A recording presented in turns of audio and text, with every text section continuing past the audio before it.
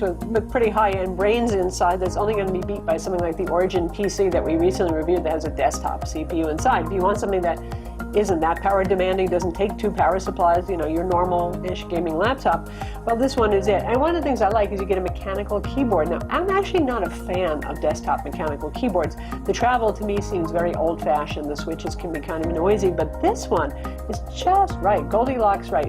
You hear the clicks, but it's not super, super noisy. You probably won't absolutely derange somebody else in the room when you're typing or gaming or whatever. The rollover action on this is pretty good, and 2.5 millimeters of travel is good. It's not insanely deep, so I really found I liked it a lot, and I missed having it when I didn't anymore. It's a very nice keyboard. Now, HP has their Omen utility that lets you do things that are functional, like overclocking to make it easy, so you don't have to go into the BIOS. You can see, you know, this has HP's own really distinctive look. I can't say that they've copied this from anybody. It really does hail back to that 15.6-inch Omen that was cool before the Dell XPS 15 got as cool as it is now, or hot in the market. But there are a few things that are obviously aimed at Alienware now. Thankfully, no more, you know, all ports on the back, which is something they used to do with the really pretty Omen of old. You do have some on the side, but there's a kind of not enough USB 3.0 ports for my money.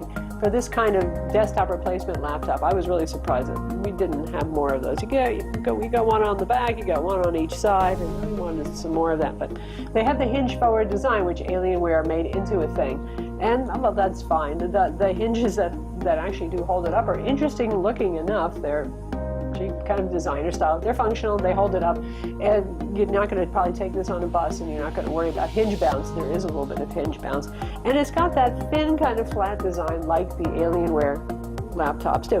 They particularly try to make it look thinner. You'll notice on the side profile there that the side that you see looks pretty thin, but of course that's because there's an undercut and a bevel, and it's actually quite a bit thicker.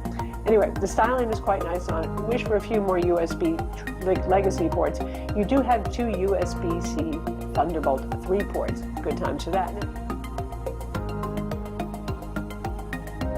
Good enough for you. They have a 144 hertz option. And given the power in this, that actually could make some sense, because running any modern demanding game right now, you can peg it at 120 frames per second easily to match a 120 hertz refresh display using G-Sync on it on Ultra at 1080p native resolution. So you might want to move it up to a faster refresh rate if you're a first-person shooter kind of person. But if that ain't good enough, there's also a 4K display. And this is capable of some 4K gaming. It has enough horsepower. Not every game, and certainly not at Ultra. But medium to sometimes high settings, depending on the game, it is possible. Or, of course, you can plug it into an external. This stuff is really delightfly simple. Just remove the visible Phillips head screws, the small Phillips head screws, and you yank up starting from right over here. And this is actual ventilation here. These are the air intake areas. This is just decorative, but you can see light through here probably. And so a lot of air intake there, and it exhausts air through the sides and through the rear. So that's how that works. Do not lay this on the bed when you're gaming. In other words, you'll strangle it. So we put that aside, and there we have two RAM slots. So maximum RAM would be 32 gigs if you got two 16 gig modules. And right here we have our M.2 SSD slots. You've got slots for two SSDs. That's pretty decent. Right there we've obviously got our boot SSD in there. PCIe NVMe. If you go with the SSD option, you go straight to the fast SSDs. The hard drive bay is over here, and typically it's a 1 terabyte 7200 RPM hard drive. And typically I think also the recovery partition is on the hard drive and not the SSD, but I'm not sure. HP changes those things up. Battery over here, big and large. Stereo speakers over here. Now what's going to be delightful to Alienware 17 customers, say if you tried an R4 and you decided you were going to go to hell and die first before you could ever take that apart and repaste it.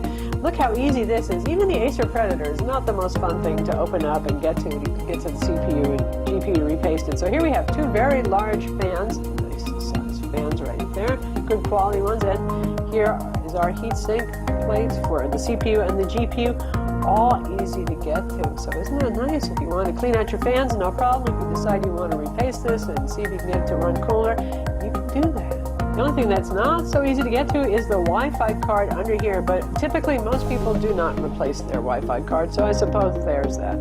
So one expects big sound with big gaming laptops, right? And HP, I don't know, and they're banging all of a sudden audio. They just always go for not particularly loud or not particularly full stuff. Usually in laptops, gaming laptops of this class, you get a subwoofer, but not